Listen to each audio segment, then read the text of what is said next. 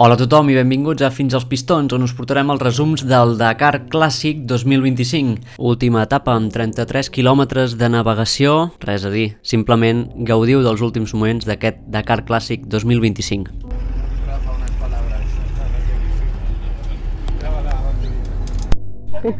Ya hemos acabado, estamos en la meta, estamos aquí, la verdad que yo creo que bajando un poquito la emoción. Ver la bandera de cuadros es una cosa que cuando empiezas se ve tan lejana, el poder acabar un Dakar después de 2 semanas compitiendo. La verdad que no podemos estar más contentos, más pletóricos. Al final el Dakar es una carrera de sueños, de soñadores, de ilusiones. Hay muchos proyectos aquí dentro y bueno, en fin, sabe súper bien terminar y no solo irnos con la medalla de finishers, que al final terminar el Dakar siempre es la meta, no aspirar a nada más, pero nosotros hemos acabado primeros en la clasificación de camiones, lo que quiere decir que podemos estar con el también, que nos estará esperando ahora al llegar al podium, así que nada, ojalá la vida nos depare más cosas. Muy agradecida por estar viviendo momentos como este, tan bonitos, en sitios tan bonitos y bueno, todo. Ya os enseñaré el trofeo. ¡Final! ¡Ganadores de etapa! ¡Vamos! ¡Primero de la etapa! Hemos hecho un primero de esta etapa. Hemos sido primera de la etapa. ¡Ole! Segundos de Chedas. Nos vamos para el Didac. Bueno, amics de Fins als Pistons, estem aquí amb en Carlos i Carlos. Ei, amics, com esteu?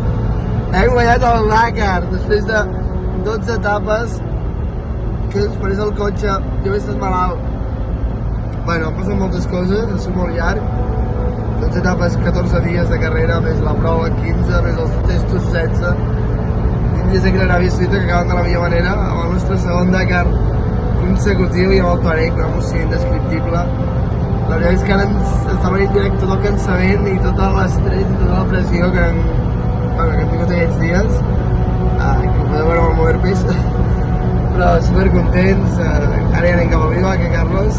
Sí, ja ens queda poquet, en 14 quilòmetres arribem. Bueno, ja això ja en principi està fet, però fins que no arribem tampoc ho podem dir, Bueno, ja ho dic, doncs.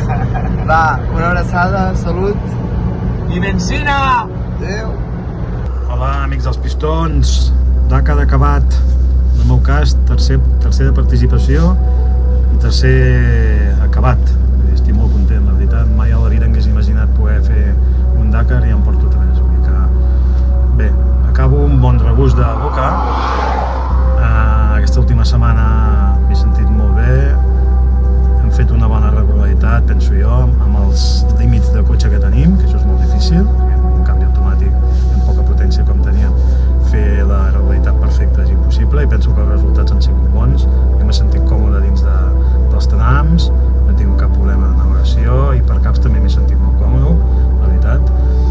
Amb unes dunes impressionants avui ha sigut un tram molt maco que s'enganxava molt el cotxe, però ha sigut un espectacle visual i bueno, acabar amb una 7ª posició tal com teníem el cotxe, doncs s'ha de valorar i estic positiu i penso que és un bon resultat per nosaltres, no?